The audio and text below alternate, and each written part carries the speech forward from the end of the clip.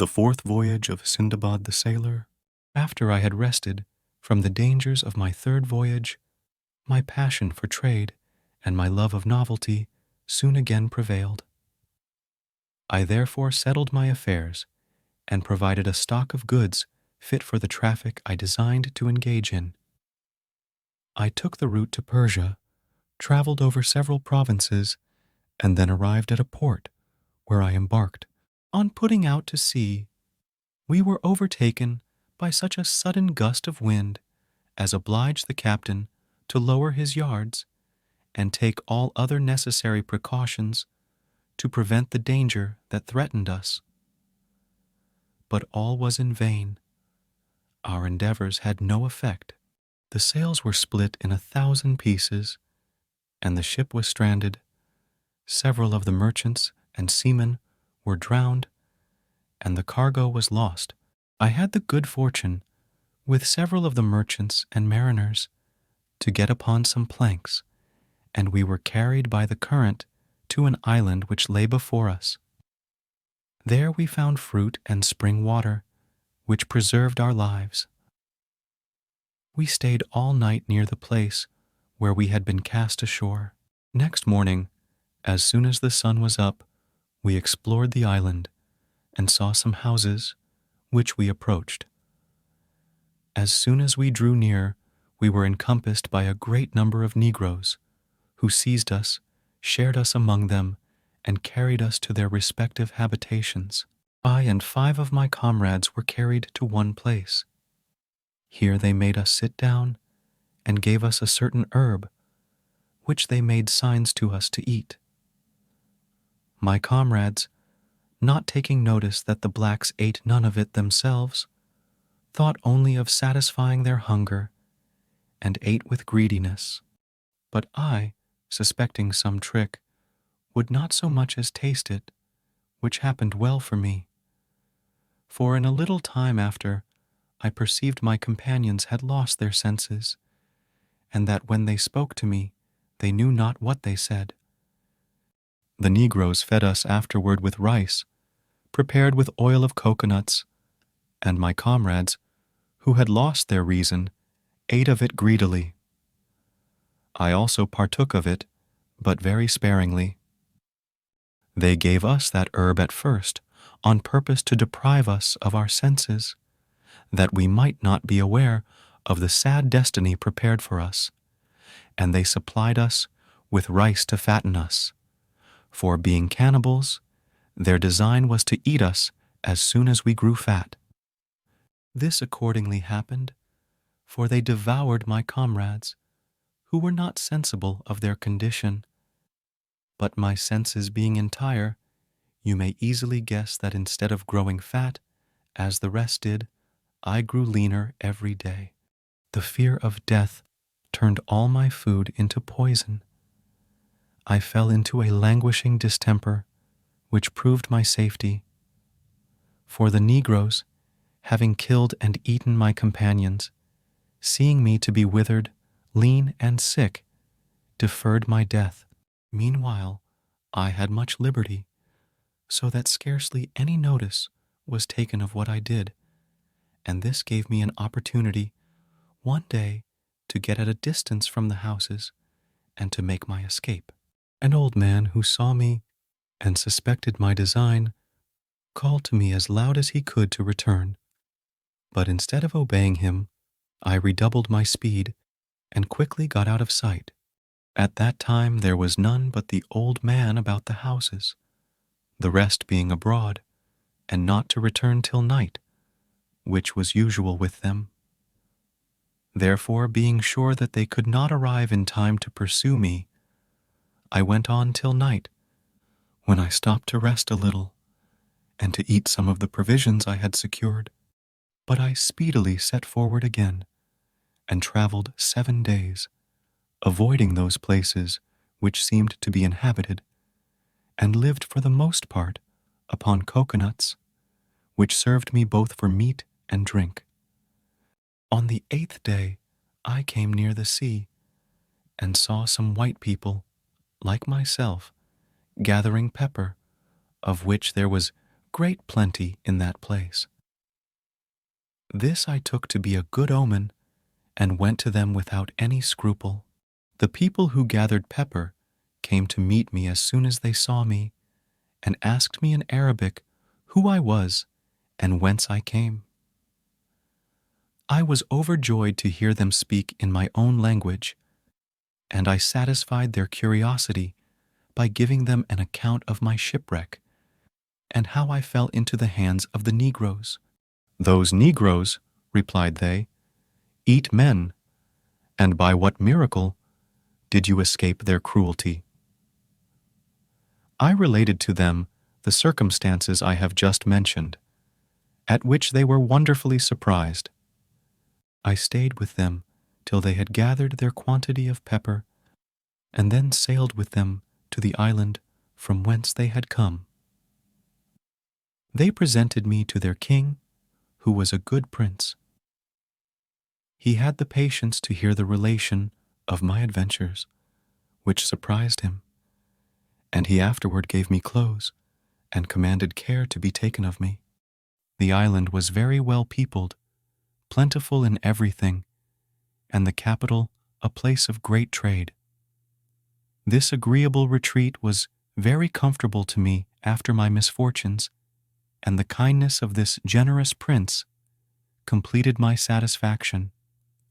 In a word, there was not a person more in favor with him than myself, and consequently every man in court and city sought to oblige me, so that in a very little time I was looked upon rather as a native than a stranger. I observed one thing, which to me appeared very extraordinary. All the people, the king himself not excepted, rode their horses without bridle or stirrups. I went one day to a workman and gave him a model for making the stock of a saddle. When that was done, I covered it myself with velvet and leather, and embroidered it with gold. I afterward went to a smith, who made me a bit according to the pattern I showed him, and also some stirrups. When I had all things completed, I presented them to the king and put them upon one of his horses. His Majesty mounted immediately, and was so pleased with them that he testified his satisfaction by large presents. I made several others for the ministers and principal officers of his household, which gained me great reputation and regard. As I paid my court very constantly to the king, he said to me one day, "Sindbad, I love thee.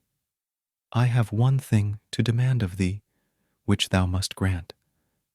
I have a mind thou shouldst marry, that so thou mayst stay in my dominions, and think no more of thy own country." I durst not resist the prince's will, and he gave me one of the ladies of his court, noble, beautiful, and rich. The ceremonies of marriage being over, I went and dwelt with my wife, and for some time we lived together in perfect harmony. I was not, however, satisfied with my banishment. Therefore I designed to make my escape at the first opportunity, and to return to Baghdad, which my present settlement, how advantageous soever, could not make me forget. At this time the wife of one of my neighbors, with whom I had contracted a very strict friendship, fell sick and died. I went to see and comfort him in his affliction, and finding him absorbed in sorrow, I said to him, as soon as I saw him, "God preserve you, and grant you a long life." "Alas," replied he, "how do you think I should obtain the favor you wish me? I have not above an hour to live, for I must be buried this day with my wife. This is a law on this island. The living husband is interred with the dead wife, and the living wife with the dead husband."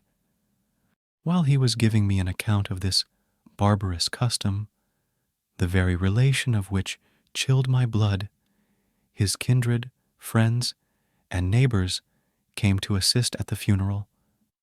They dressed the corpse of the woman in her richest apparel and all her jewels as if it had been her wedding day. Then they placed her on an open bier and began their march to the place of burial. The husband walked first, next to the dead body. They proceeded to a high mountain, and when they had reached the place of their destination, they took up a large stone which formed the mouth of a deep pit and let down the body with all its apparel and jewels. Then the husband, embracing his kindred and friends, without resistance suffered himself to be placed on another bier with a pot of water and 7 small loaves, and was let down in the same manner. The ceremony being over, the mouth of the pit was again covered with the stone, and the company returned. I mention this ceremony the more particularly because I was in a few weeks' time to be the principal actor on a similar occasion. Alas, my own wife fell sick and died. I made every remonstrance I could to the king not to expose me, a foreigner, to this inhuman law. I appealed in vain. The king and all his court, with the most considerable persons of the city, sought to soften my sorrow by honoring the funeral ceremony with their presence. And at the termination of the ceremony, I was lowered into the pit with a vessel full of water and 7 loaves. As I approached the bottom, I discovered, by the aid of the little light that came from above, the nature of this subterranean place. It seemed an endless cavern, and might be about 50 fathoms deep. I lived for some time upon my bread and water, when, one day, just as I was on the point of exhaustion, I heard something tread and breathing or panting as it moved. I followed the sound. The animal seemed to stop sometimes, but always fled and breathed hard as I approached. I pursued it for a considerable time, till at last I perceived a light, resembling a star. I went on, sometimes lost sight of it, but always found it again, and at last discovered that it came through a hole in the rock, which I got through, and found myself upon the seashore, at which I felt exceeding joy. I prostrated myself on the shore to thank God for this mercy, and shortly afterward I perceived a ship making for the place where I was. I made a sign with the linen of my turban and called to the crew as loud as I could. They heard me and sent a boat to bring me on board. It was fortunate for me that these people did not inspect the place where they found me, but without hesitation took me on board. We passed by several islands, and among others that called the Isle of Bells, about 10 days' sail, from Sindbad, with a regular wind, and 6 from that of Kela, where we landed. Lead mines are found in the island, also Indian canes, and excellent camphor. The king of the Isle of Kela is very rich and powerful, and the Isle of Bells, which is about 2 days' journey away, is also subject to him. The inhabitants are so barbarous that they still eat human flesh. After we had finished our traffic in that island, we put to sea again, and touched at several other ports. At last, I arrived happily at Baghdad. Out of gratitude to God for his mercies, I contributed liberally toward the support of several mosques and the subsistence of the poor, and enjoyed myself with my friends in festivities and amusements. Here, Sindbad made a new present of 100 sequins to Hindbad, whom he requested to return with the rest next day at the same hour, to dine with him and hear the story of his 5th voyage.